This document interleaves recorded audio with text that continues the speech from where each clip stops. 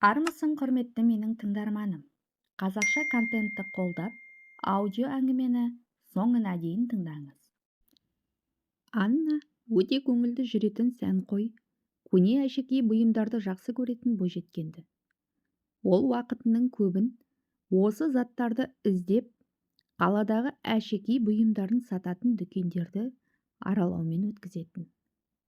Бірде жаздың тамылжыған бір күнінде Анна өзінің көптен бері көрмеген құрбысына барып келмекші болып, жеңіл көлігімен жолға шықты. Құрбысы қаладан 50-60 шақырымдай жердегі деревняда тұратын еді. Жолды жақсы білетіндіктен ол өзіне сенімді болып отырды. Түс ауа шықса да, 1-2 сағаттың ішінде барып қалатынына еш күмәні болған жоқ. Бірақ күн еңкейіп көкжиекке қонар кезде қыз өзінің жолдан адасқандығын сезді. Бір кезде қайдағы бір тоғайдың арасындағы жолмен келе жатқандығын байқады.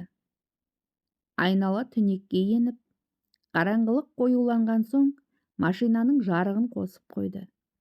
Бірақ деревняның жеткізетін түрі жоқ. Жолда да тірі пенде ұшырасатын емес. Жел суылдап, айнала сыбдыр мен шуылға толып кетті. Есі кете қорқып, денесін тер басқан Анна бір кезде алдында тұрған шағын бір ғимаратты көрді. Маңдайшасында антикварлық әшекейлер дүкені деп жазылған. Ол есікке таяу келіп, ішке енді. Дүкен ішінде жарық жанып тұр. Мұны көрген сатушы әйел жылы жымиып, орнынан тұрып қарсы алды. Төрлетіңіз, сіздің келгеніңізге өте қуаныштымын. Не қалайсыз? Деп Аннаның асты үстіне түсіп бәйек болды. Бойжеткен бірден ақ сөрелердегі бұйымдарды қарай бастады. Бірақ көңіліне бірде-бірі ұнаған жоқ. Бәрі тым ескірген, кірлеп, жылтыры кеткен заттар, сәні де оншалықты емес. Дегенмен, сатушы келіншекте берісе қоймады. Мынаны көріңізші деп, беті шынымен жабылған шеткері бір сөреден шынжыр баулы алқаны алып шықты. Күмістен соғылған секілді. Бетіне раушан гүлі ойылып салынған. Айналасында көгілдір тастары бар. Алқа Аннаға қатты ұнады. Бағасы да арзан. Бар болғаны 3000 рубль. Бар болғаны 3000 ақ рубль? Көкейіне осындай ой оралғанымен Анна алқаны сатып алды. Сатушы деревняға шығатын жолды да біледі екен. Бейтаныс бойжеткенге жөн сілтеп жіберді. Қыз жолда келе жатып алқаны мойнына тағып та көрді. Тамаша екен. Шамалы уақыттан соң Анна құрбысының да үйіне аман есен жетті. Сағынысып көріскен қос құрбы түннің бірталай уақытына дейін әңгімелесіп, ұйқыға жата қоймады. Ертесіне кеш тұрған Анна бірден қалта телефонын қолына алды. Телефонның толып тұрған қуатының бір түннің ішінде жоқ болып кетуі оны қатты таңдандырды. Оның үстіне экраны да себепсіз өшіп қала берді. Тіпті қоңырау шалып ешкіммен тілдесу мүмкін емес. Бұл не ғажап екенін бойжеткен біле алмай-ақ қойды. Осыдан кейін Аннаның өмірінде түсініксіз жайлар орын ала бастады. Жұмыс орнындағы компьютер өзінен өзі істен шығып, ішіндегі бағдарламалар жоғала берді. Қалта телефонындағы абоненттер мен фотосуреттер бірінен кейін бірі өшіп жоғалды. Көп кешікпей басшылық жұмыс орнында бірнеше компьютерді істен шығарған үшін оны жұмыстан шығарып тастады. Бірақ Аннаның бұл келеңсіздіктерге ешқандай да қатысы жоқ еді. Ешкімде қонаққа шақырмай қойды. Жақын жуықтарымен телефон арқылы тілдесуде мүмкін болмай қалды. Анна қалыпты өмір сүру жағдайынан айырылды. Асқада тәбеті төмендеп, ұйқысы қашып, жүдеп кетті.